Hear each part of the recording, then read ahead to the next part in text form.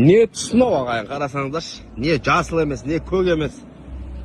Тундра 2025 лимитед полный приводта ағайын, қараңыздар. 2025 жылғы тундра келді. Дәл осындай светімен 13 миллион теңге қазір старт суммасы басталып тұр. Мына тундраға іші деген кожа салонда, осындай кожа салонмен, әдемі салондарымен бар. Өзің салонын айт маған осынша. Іші деген кәдімгі 900 қандай боласың ғой ішінде. Биік еще 5000 ғана миль жүрілген. Машинаның светінің өзі чостайтын. Багажнигіне нерде положение болған екен. Енді лонжерондары сау, особо қатты емес негіз. Бірақ титанклері бәрі өзінің орнында тұр. Айырбактары таза, атпаған машина.